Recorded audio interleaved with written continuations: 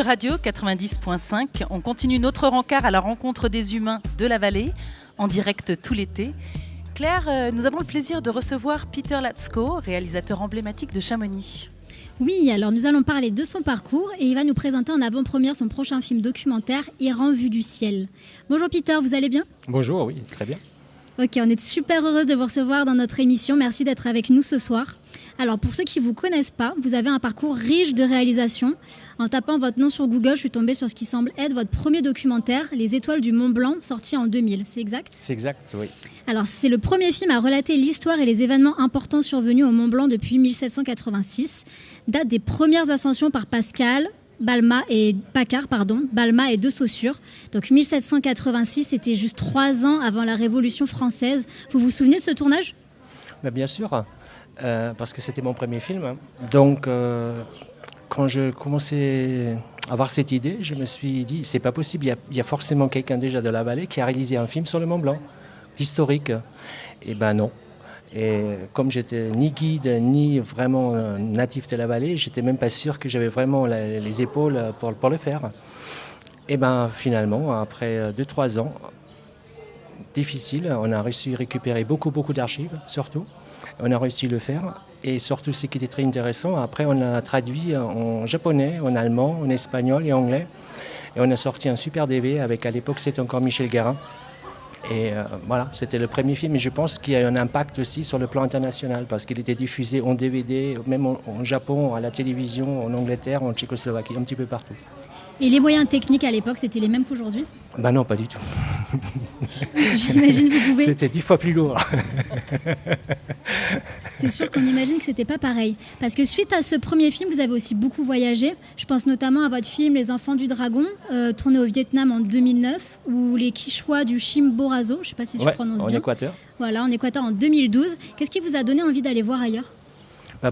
Déjà pour voyager et rencontrer des gens intéressants et surtout je pense que la caméra elle ouvre les portes d'une façon que si vous êtes touriste ou peu importe comme vous voyagez, vous n'avez jamais accès à ces gens-là parce que forcément quand vous passez personne ne va vous dire venez me voir, je vous raconte ma vie.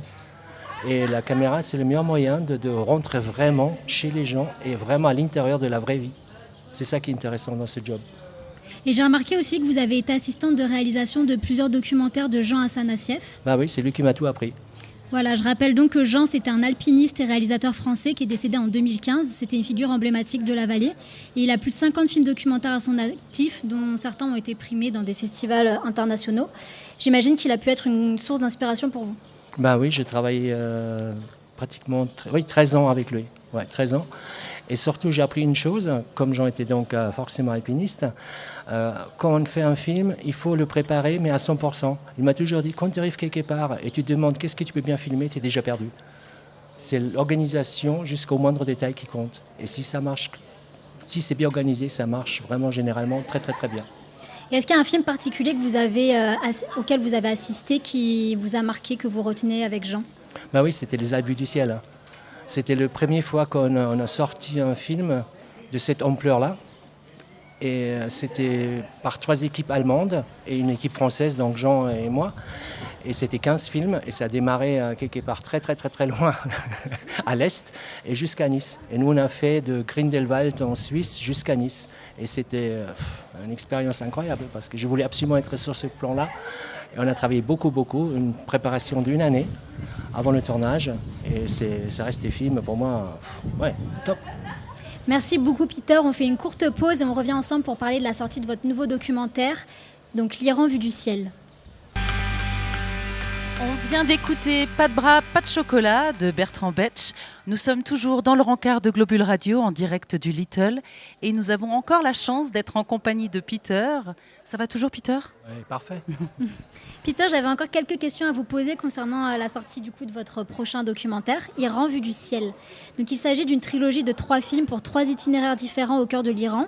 Et j'ai eu la chance de pouvoir lire votre synopsis. Il semblerait que le documentaire cherche à capter toute la complexité d'un pays comme l'Iran, qui est entre 2 mondes. C'est à la fois un pays en perpétuelle mutation, mais c'est aussi un pays traditionnaliste. Quels sont les sujets que vous abordez dans ce documentaire ? Surtout les sujets humains.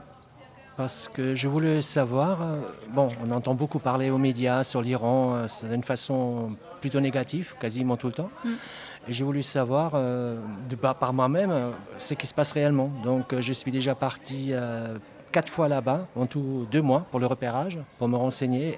Qu'est-ce qui est faisable, qu'est-ce que je peux faire, et comment je ressens le pays. Parce que si je ne me sentais pas bien, je n'aurais pas fait les films. Pour moi, c'est obligatoire que je me sens bien, à l'aise, et que j'adhère aux gens qui sont autour de moi, que je rencontre, avec qui je parle.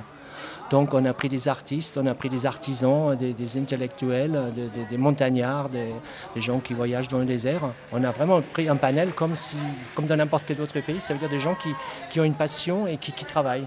Des mineurs pour le turquoise. Ouais, des gens du peuple, quoi, si on veut par là.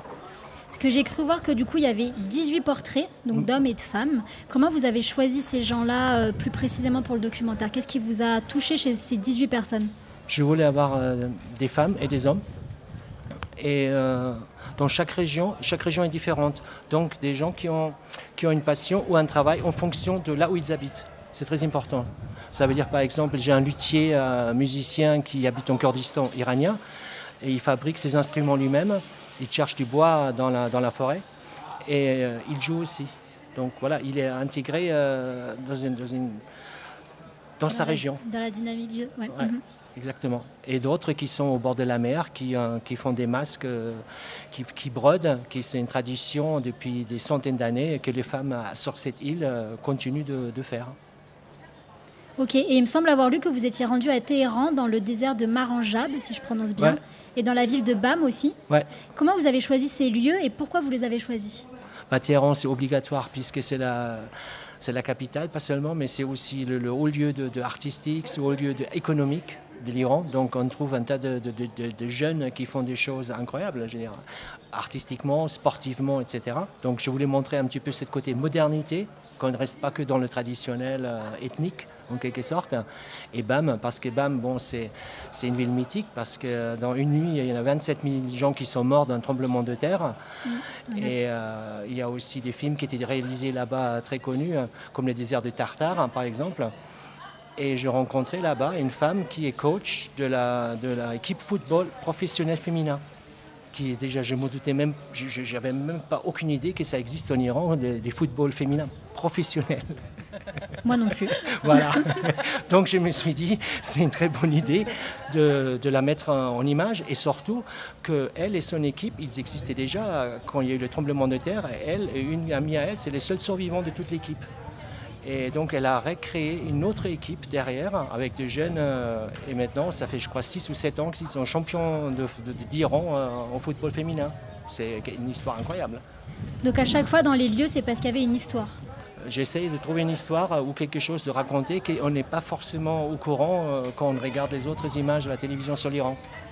Et côté technique, j'ai lu que vous aviez filmé en caméra subjective. Est-ce que vous pouvez nous expliquer de quoi il s'agit? C'était mon idée au départ. Alors qu'est-ce que c'est en caméra subjective? Ça veut dire que c'est finalement comme si la caméra est sur vos yeux. Ok. Ça veut dire qu'au lieu que vous êtes en face ou en contre-champ, peu importe, on a l'impression de voir les choses avec vos yeux. Les yeux des personnages. Exactement. Mais comme on a eu quelques problèmes techniques et surtout de temps, parce que l'Iran c'est très très très grand, et on n'a eu que 2 mois de tournage autorisé. Donc à un moment donné, on s'est rendu compte que ça prenait beaucoup de temps. Et on n'arrivait pas à le gérer. Donc on est passé plutôt dans les classiques. Et votre voyage, il prend fin en survolant la mer Caspienne. Ouais. À ce moment précis, du coup, le documentaire il se termine. Qu'espérez-vous que le public y retienne de votre film? Ce que j'espère, qu'ils se disent, tiens, c'est un pays superbe, je prends un billet d'avion et je vais aller en Iran. Et surtout que c'est un des pays, franchement, où j'ai eu le moins de soucis sécurité ou quoi que ce soit. Donc c'est accessible pour tout le monde. Partout, il y a des gens qui parlent anglais, le français, de toutes les langues qu'on imagine. Donc c'est extrêmement facile de voyager. C'est sécure pour hommes et femmes. Donc aucun problème, c'est génial. Et vous qui avez beaucoup voyagé, en fait, pourquoi est-ce que vous revenez toujours à Chamonix? Pourquoi est-ce que c'est ici votre camp de base? Parce que ça fait maintenant 42 ans que j'habite ici et on est très bien, non? Je suis d'accord avec vous. Et juste pour terminer sur votre film, est-ce que vous allez chercher à faire passer un message? Non, je voulais faire un message qu'on peut avoir une idée imposé par les médias pour des raisons XY, je ne vais pas rentrer là-dedans, mais en réalité, ce pays est complètement différent de ce qu'on peut s'imaginer. Les femmes en Iran, ils ont tous les droits, ils sont professionnels, il y a plus de femmes à l'université qu'hommes, déjà. Ils font tous les métiers, et ils roulent en voiture, et quand de temps en temps on parle d'un pays, ils ont autorisé le permis de voiture pour des femmes. Ça existe depuis tout le temps en Iran, sauf que on n'en parle jamais, côté positif, toujours négatif. Donc je voulais voir moi-même et montrer ça aux autres, qu'on peut avoir une vision, mais elle n'est pas forcément la vraie. Et la date de sortie du film, c'est pour quand alors ? Normalement, il aurait dû sortir ce printemps, mais bon, il y a un petit virus qui est arrivé, donc oui, je pense qu'il va plutôt sortir octobre, novembre. Ok, donc on restera informé pour annoncer la sortie de votre film. Merci beaucoup Peter d'être venu participer à notre émission Rancard. J'espère que vous avez passé un bon moment. C'était super et c'était un plaisir. Mélanie a quelque chose d'autre à ajouter ? Eh bien, après un peu de musique, on retrouvera Claire et son Actu Vallée. Merci beaucoup, Peter. Je crois que tu avais quelque chose à dire.